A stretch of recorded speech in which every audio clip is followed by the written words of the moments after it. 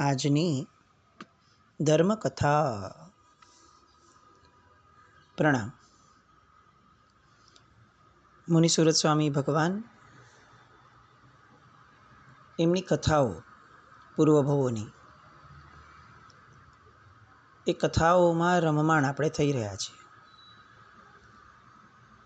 ગઈકાલે પરમાત્માનું દીક્ષા કલ્યાણક પણ ગયું. તો સૌભાગ્ય છે કે એમના બે કલ્યાણકો આપણને એમની કથા દરમિયાન પ્રાપ્ત થયા. કલ્યાણકોના દિવસે જ્યારે દેવલોકના દેવો પણ પરમાત્માની સ્તવના અને સંસ્તવના કરવા માટે આતુર હોય, એવા સમયે આપણને એમના ચરિત્રોના સત્સંગ કરવાનો લાભ મળ્યો. એ આપણું સૌભાગ્ય છે. પરમાત્માના પૂર્વથી ત્રીજા ભવના શ્રી વર્મકુમારના ભવની અંદરમાં આપણે છીએ અને કુમારના અધ્યયનને લગતી વાતો એ આપણી ચાલી રહી છે. આર્ય સંસ્કૃતિ એમાં શિક્ષણનું સ્થાન કેવું હોય, કઈ વિચારણાપૂર્વકનું હોય, કઈ ઉંમરે કઈ વસ્તુ આપવાની વાત આપણે ત્યાં કરી, કેવી રીતે આપવાની વાત કરી, શિક્ષણ, અધ્યયન, કેળવણી, આ બધા શબ્દોના ગૂઢ અર્થ શું હશે, આ બધી વાતો આપણે ઉપર છલ્લી રીતે જોઈ રહ્યા છીએ. અલબત્ત આ વિષય ઘણો ઊંડો છે અને અત્યારની વર્તમાન સાંપ્રત પરિસ્થિતિની અંદરમાં બહુ આવશ્યક પણ છે. આજે પરિસ્થિતિ એવી આવીને ઊભી રહી લાગે આપણને કે જેવી રીતે બાળકોના ટ્યુશન ક્લાસીસ વગેરે રખાય એમ ક્યારેય ન વિચાર્યું હોય એવી પરિસ્થિતિ આજે એવી છે કે પેરેન્ટિંગના પણ ક્લાસીસ રાખવા પડે એવી સ્થિતિમાં આપણે આવ્યા. આ પૂર્વે ક્યારેય કદાચ આવી જરૂર નહીં વર્તાઈ હોય કોઈને, એક પણ પેઢીને, પણ આપણને આની તાતી જરૂર લાગે. યોગ્ય દિશાપૂર્વકના પેરેન્ટિંગના ક્લાસીસ થાય, માતા પિતાને એકચ્યુઅલી સમજાય, આ અત્યારે નવા માતા પિતા બનતા લોકોને,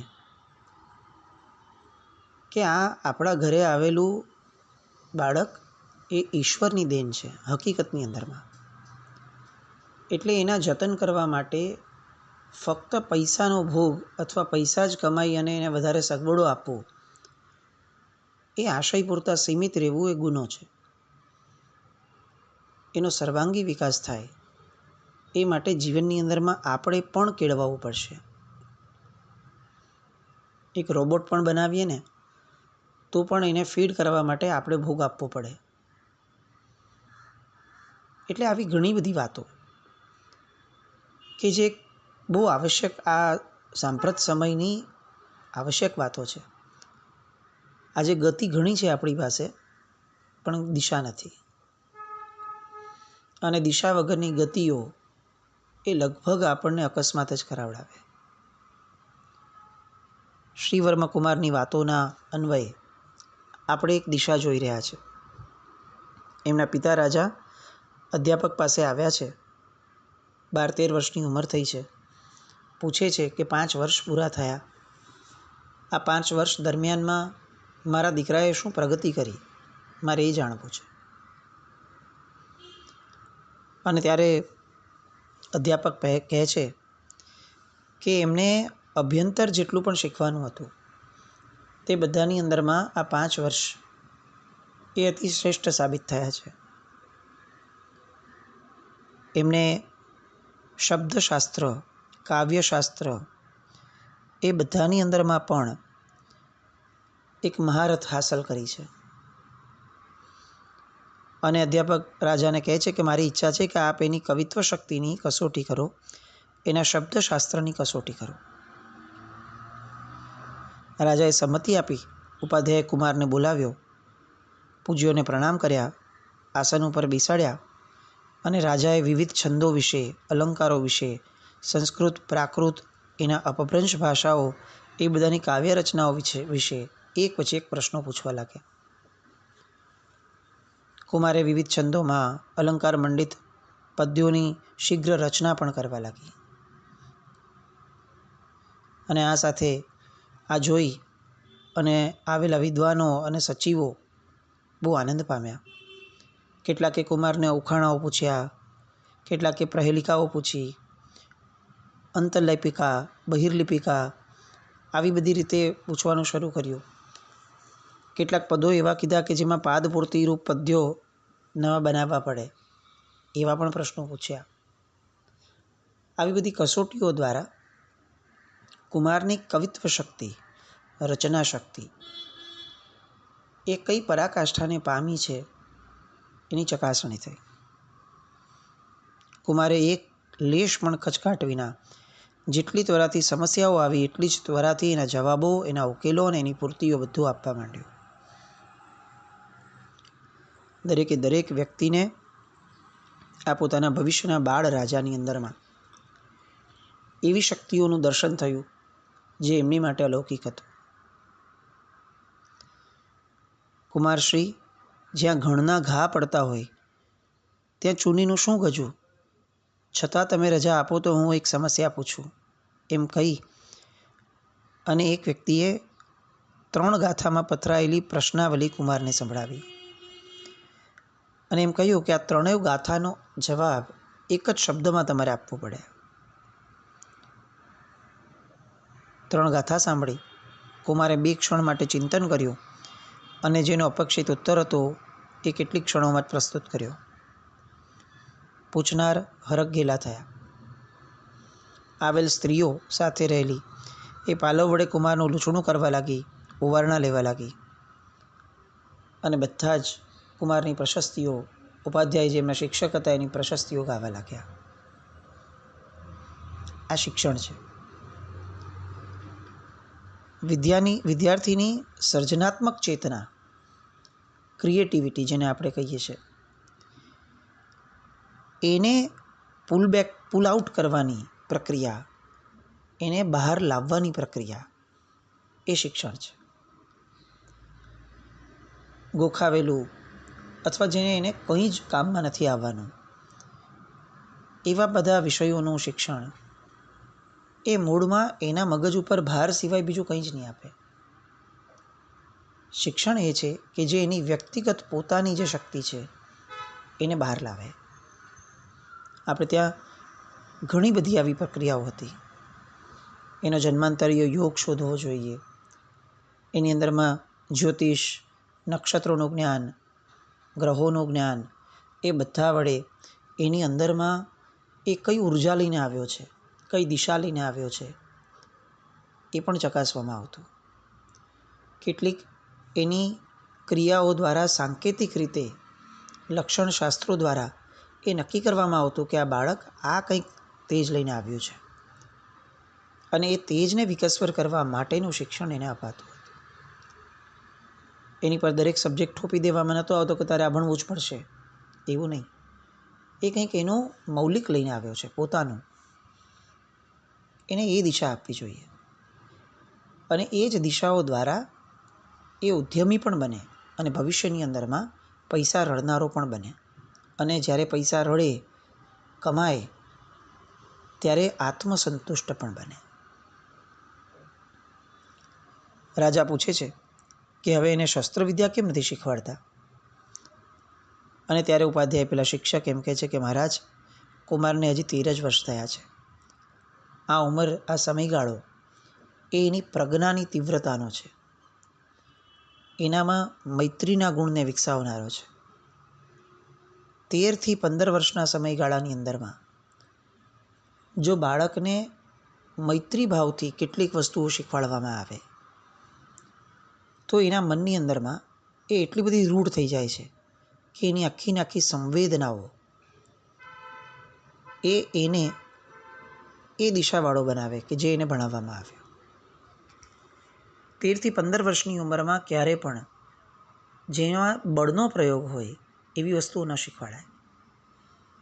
આપણે ત્યારે જીમ વગેરેમાં બાળકોને કઈ ઉંમરથી મોકલીએ છીએ આપણે ચકાસવાનું, પણ મૂળમાં 15 વર્ષની ઉંમર ન થાય ત્યાં સુધી હાડકાઓ, એના શરીરની માંસપેશીઓ એ હજી સુધી આવા બળને બહુ વ્યવસ્થિત રીતે સહન કરી શકે એવા ઘડતરને પામ્યા નથી હોતા. 15 વર્ષ થાય, 15થી 18 વર્ષનો જે ગાળો છે, એ ગાળાની અંદરમાં યુદ્ધો, શસ્ત્રો, વ્યાયામો આ બધા માટે શરીર અતિશય ઉપયુક્ત બની જાય છે. એટલે 15થી 18માં જો આ બધું શીખવાડવામાં આવે તો એનો અર્થ એ થાય કે એની દરેક માંસપેશીઓ, ટિશ્યુઝ, મસલ્સ, હાડકાં આ બધાને યોગ્ય સમયે પોષણ મળે અને યોગ્ય સમયે એ કળ એને મળે. દરેક ઉંમરગાળાની સાથે એક પ્રક્રિયા આપણે ત્યાં વણાયેલી હતી. બધું આડેધડ ન હતું. આપણે ત્યાં ટ્રેન્ડ પ્રમાણે નહોતું ચાલવામાં આવતું. કોકે કર્યું તો કરો આપણે, કોકે ફાટેલા કપડાં પહેર્યા તો આપણે પણ હવેથી ફાટેલા કપડાં પહેરવા ટ્રેન્ડ છે, આવું ન હતું. ત્યારે વ્યક્તિઓને સમજણ હતી કે અમે કસ્ટમાઇઝ છીએ, અમે વિશેષ છીએ, સ્પેશિયલ છીએ. ઘેટા બકરાની જેમનું જીવવાનું એ કોઈને પાલવે એવું હતું નહીં. આ અમારી આર્ય સંસ્કૃતિ હતી. આજે શિક્ષણ બગડ્યું છે એ તો ખરું, એમાં ના જ નથી. શિક્ષકો બગડ્યા છે એમાં પણ ના નથી. પણ ખાટલે સૌથી મોટી ખોડ છે કે બાળકના મા બાપ પણ બગડ્યા છે. શિક્ષણ અને શિક્ષક એ તો બહારના તત્વો છે. એને બાળકની કમ્પલસરી જવાબદારી નથી એના માથે. એ કદાચ બગડે તો એ એમાંથી છટકી શકે એમ છે, કારણ કે એને વ્યક્તિગત રીતે બાળકની જવાબદારી નહોતી લીધી, પણ મા બાપ એ તો બાળકને જગતમાં લાવ્યા છે. એ જો બાળકનું આવું હિત નહીં વિચારે, સુજ્ઞતાથી એના જીવન વિશે, એની 1થી 18 વર્ષની ઉંમરની કેળવણી વિશે નહીં વિચારે, તો ગુનેગાર શિક્ષક કે શિક્ષણને ન ઠેરવી શકાય, એ મા બાપને જ ઠેરવી શકાય. અને આજે પરિસ્થિતિ એવી છે કે સામાજિક અધઃપતન એટલું મોટું છે આપણું કે જેમાં કોઈ મા બાપને ખરેખર ઈચ્છા થાય તો પણ દિશા પ્રાપ્ત થાય એવા સ્થાનો જ નથી રહ્યા. સમૂળગી આખી ને આખી વ્યવસ્થા એ અધઃપતનને પામી ગઈ. અને એનું એક મૂળ કારણ એ પણ છે કે આપણે આપણા પારંપરિક મૂલ્યોની બહુ જ હાંસી કરી. જે લોકો આવું કંઈક કરતા એ લોકોને ઊંટ વૈદા કહી અને આપણે એટલા બધા એને દૂર કરી દીધા. ચોક્કસ એવી વાત નથી કે શ્રેષ્ઠ હતું કે એ જ સર્વશ્રેષ્ઠ હતું, એવું નહીં. એમાંય કદાચ ખામીઓ હતી જ. એના નામે પણ ઘણા લોકોએ ઘણી બધી વસ્તુઓ એવી કરી છે કે જેના કારણે એ ક્ષેત્ર ભોગવાયું છે. પણ આપણે આપણી માટે જે બેલેન્સ રાખવું જોઈતું હતું એ આપણે ગુમાવ્યું છે. એ પણ એક હકીકત છે. ખરેખર આવી નિશાળો થવી જોઈએ. ખરેખર આવા વર્ગો, આવા ક્લાસીસ થવા જોઈએ, આવી ઇન્સ્ટિટ્યૂટ્સ થવી જોઈએ જે પારંપરિક મૂલ્યોને યોગ્ય રીતે લોકો સુધી પહોંચાડે. અને ફક્ત પહોંચાડે એવું નહીં, એક વિકલ્પ પણ આપે. એક બહુ ગમગીન સ્થિતિ છે આ કે આજે મા બાપ ઈચ્છે કે મારા બાળકને મારે સારું બનાવવું છે, તો પણ એની પાસે કંઈક આવું આર્ય સંસ્કૃતિને લગતું અને લોજિકને લગતું અને આજના જમાના સાથે તાલ મેળવતું એવું તંત્ર પણ એની પાસે નથી. બધું બહુ જ વિચારણીય છે. આપણા વડીલો, આપણા નેતૃત્વમાં છે એ લોકો, આપણે ત્યાં જે લોકો દાનનો પ્રવાહ અલગ અલગ દિશામાં વાળે છે, એ બધા લોકોને આ વસ્તુ સમજવા જેવી છે કે યોગ્ય સ્થાનોએ દાન નહીં અપાય. યોગ્ય સ્થાનોએ જ્યાં સુધી આપણે આપણા ધનને નહીં વાળીએ ત્યાં સુધી આપણે યોગ્ય પરિસ્થિતિઓ, યોગ્ય સામાજિક સ્તર, યોગ્ય શૈક્ષણિક સ્તર નહીં પામીએ. શ્રી વર્માકુમાર, મૂળ મુદ્દા પર આપણે આવીએ. 15થી 18 વર્ષનો એ ગાળો જેની અંદરમાં દરેક વસ્તુ પછીથી એમણે શીખી. શસ્ત્ર વગેરે, યુદ્ધ કળા, શસ્ત્ર નિપુણતા, એ બધી જ વસ્તુઓ એમણે બહુ જ પ્રેમથી બળ પરાક્રમ વડે શીખી. સાથે સાથે ઠાવકાઈ, ઠરેલપણું, વિવેક, વિનય, ઉચિત આચરણ, મર્યાદા, પરગજુ વૃત્તિ, ભલાઈ, એક શાસકની અંદરમાં જેટલા ગુણો હોવા ઘટે એ બધા જ ગુણો એ જાણે એમનામાં 16 કળાએ ખીલ્યા હોય એવી રીતે વિકાસ પામ્યા. એમનો લોકપ્રિયતાનો આંક પણ ઘણો ઊંચો જવા પામ્યો. અને આ રીતે 18 વર્ષ પૂર્ણ થયા. કુમાર ઘરે પાછા આવ્યા રાજમહેલમાં. અને રાજાને ખ્યાલ આવ્યો કે હવે આ બધી વિશેષતાઓને છાની રાખવી એ પણ ઉચિત નથી. એટલે એક ચોક્કસ મુહૂર્ત જોઈ યોગ્ય અવસરે એમણે કુમારનો યુવરાજ પદે રાજ્યાભિષેક કર્યો. કાળક્રમ થતાં યુવરાજના ભોગવટા માટે એમણે અપાતો પ્રદેશ પણ કુમારને આપ્યો. પણ કુમારે પોતાના પિતાના સાનિધ્યમાં રહેવાનું વધારે પસંદ કર્યું અને પોતાના જે મંત્રી છે એના પુત્રને એ વહીવટદાર પ્રતિનિધિ તરીકે પ્રદેશમાં નિમિત્ત દીધો. સમય વીતતો થાય છે. રૂપનો અંબાર એવો શ્રીવર્મ કુમાર એમાં હવે યૌવનનો અવતાર થયો. પણ આ યૌવનનો એક સૌથી મહત્વનો ગુણ હતો, એ હતો સદાચાર. કુમાર આ શિક્ષણના કારણે, પૂર્વભવોની એમની સાધનાઓના કારણે એ અત્યંત સદાચારી હતા. અને સદાચારની સુવાસ એ જગતની અંદરમાં પણ વ્યાપ્ત હતી. અને એટલે કોઈ પણ મલિન ક્રિયાઓ, કોઈ પણ મલિન આદતો એ એમના માટે અસ્પૃશ્ય હતી. જ્યારે શાસક સદાચારી હોય છે ત્યારે એની લોકપ્રીતિનો પાઠ એક લોકોની અંદરમાં બહુ સાહજિક રીતે ફેલાતો જાય છે. ધીરે ધીરે કુમાર પોતાના એ યૌવન કાળની અંદરમાં રાજ્ય વહીવટની અંદરમાં પણ રસ લેવા લાગ્યા. એમની તેજસ્વીતા એ લોકોને દેખાવા લાગી. અને જેટલા પણ કાર્યો પોતે પોતાને ઉચિત એવા લેતા હતા એ દરેક કાર્યોની અંદરમાં એમની ગુણ સંપન્નતા, એમની વિચાર સંપન્નતા એ લોકોને જણાવવા લાગી. હવે રાજા માટે ચિંતાનો વિષય એ બન્યો કે આવા રૂડા કુમાર માટે એક અનુરૂપ કન્યા એ ક્યાંથી લાવશું આપણે?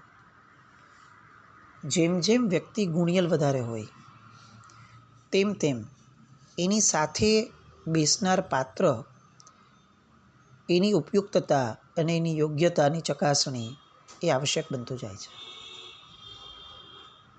આપણને એવું લાગે કે સારા માણસો અને બહુ સ્માર્ટ માણસો હોય ને એ તો પોતાની વેળે પોતાના સંસારમાં જે થાય એ કરી લેશે, એને એકવાર પરણાવી દો, બસ વાત પૂરી થઈ ગઈ. એવું ન હોય. કેટલીક વાર એવું થાય કે યોગ્ય વ્યક્તિની શક્તિઓ એ જો એની બાજુમાં પાત્ર નબળું આવે ને તો એ નબળાને ઝેલવામાં અથવા નબળાને સુધારવામાં અથવા એ નબળાની સાથે શાંતિથી રહેવામાં જ એની બધી શક્તિઓ ખતમ થઈ જાય. અને એની સુષુપ્ત શક્તિઓનો લાભ એ પોતે અથવા જગત બેમાંથી કોઈ ન મેળવી શકે. એટલે પાત્રો પણ આપણે ત્યાં બહુ વ્યવસ્થિત રીતે શોધાતા હતા. કોઈ એક જ એસ્પેક્ટથી પાત્રો નહોતા શોધાતા કે એ રૂપાળો જોવો જોઈએ, એ પૈસાદાર જ હોવો જોઈએ. આ બધું તો ભાગ્યને આધીન હતું. એ સમયના લોકો સમજતા હતા કે પુણ્ય આજે છે ને કાલે નથી, અથવા આજે નથી ને કાલે છે, એનો શું ભરોસો? પુણ્યના જે લક્ષણો છે એના આધારે જીવનના નિર્ણયો ન લઈ શકાય. જીવનના નિર્ણયો એ ગુણના આધારે જ લઈ શકાય. આજની પેઢીને પણ આપણે આ શીખવાડવા જેવું હતું, અલગ અલગ પ્રકારે. પણ તકલીફ એ થઈ કે આપણે પોતે જ પુણ્ય માટે ધર્મ કરતા થયા, પુણ્ય માટે જીવતા થયા, પુણ્યનો જ નશો લેતા થયા. હવે આપણે આ પુણ્યમાંથી શુદ્ધતા, ગુણ સંપન્નતા એ બધાના પાઠ આપણા બાળકોને આપશું કઈ રીતે? આપણી આખી વ્યવસ્થા જ પુણ્યના આધારે થઈ ગઈ. જે પુણ્યશાળી છે એને પૂજો, જે પુણ્યશાળી છે એના ગુણગાન ગાઓ, એને જ હારતોરા કરાવો. આપણા સંઘના લેવલ પર, સમાજના લેવલ ઉપર ગુણવાન વ્યક્તિઓના બહુમાનો ક્યાં થાય છે? ગુણવાન વ્યક્તિઓના બહુમાન થશે તો ક્યારેક આદર્શ ઊભો રહેશે કે ભાઈ અંતે ગુણવાન થવા જેવું છે. આપણે ત્યાં હારતોરા ફક્ત પુણ્યવાન વ્યક્તિઓના થવા લાગ્યા. એટલે નવી જનરેશનમાં પણ એક આદર્શ બેસવા લાગ્યો અને જૂની જનરેશનના મનમાં ઠસાવા લાગ્યો કે પુણ્યવાન જ થવું જોઈએ, ગુણવાન થવું આવશ્યક નથી. ઘણી બધી ધારાઓમાં આપણે બહુ વિપરીત દિશાઓમાં જઈ રહ્યા છે. પણ અહીંયા રાજા એ બહુ યોગ્ય દિશામાં હતા. આ યોગ્ય કન્યા મેળવવાની વાતચીતો શરૂ થઈ. રાજા રાણી બંને ચિંતામાં સહભાગી બન્યા. અને એક દિવસ એક પ્રસંગ બન્યો કે જે પ્રસંગના કારણે એ દિશાની અંદરમાં કંઈક સુયોગ્ય માર્ગદર્શન માતા પિતાને મળ્યું. બન્યું એવું કે રાજાજી દરબાર ભરીને બેઠા હતા અને બે લગર વગર ચિત્રે હાલ દેદાર ધરાવતા મનુષ્યો એ એમની સામે આવીને ઊભા રહ્યા. કપડાં ફાટેલા, દેદાર સાવ મેલા, થાકથી અશક્ત થઈ ગયા હોય એવી કાયા, અને આવી રીતે આવેલા બે વ્યક્તિઓ એમણે રાજાજીને વંદન કર્યા, એમની અનુમતિ મેળવી અને પોતાના આવવાનું કારણ વર્ણવતી એ વાત એમણે અહીંયા શરૂ કરી. આ બે વ્યક્તિઓ કઈ વાત લઈને આવ્યા છે અને એની વાતો દ્વારા હવે શ્રીવર્મકુમારના જીવનની અંદરમાં કયો વળાંક આવવાનો છે, એની માટે થોડોક સમયની આપણે રાહ જોઈએ. ત્યાં સુધી આપણી આર્ય સંસ્કૃતિને આપણા મનની અંદરમાં પ્રસ્થાપિત કરીએ. જીવન જેટલું ધર્મનિષ્ઠ હોવું જોઈએ, કદાચ એટલું જ અથવા એનાથી વધારે સંસ્કૃતિનિષ્ઠ હોવું જોઈશે. સંસ્કૃતિના પાયા વિનાનું, સંસ્કૃતિના પક્ષપાત વિનાનું આપણું જીવન એ આપણા જીવનની અંદરમાં ક્રિયાઓ આપી શકશે, સંવેદનાઓ નહીં આપી શકે. આ વાતને કંઈક વિચારણામાં લાવીએ. જીનાજ્ઞામૃત કંઈ પણ બોલાયું હતું. મિચ્છામિ દુક્કડમ. જૈનમ જયતિ શાસનમ.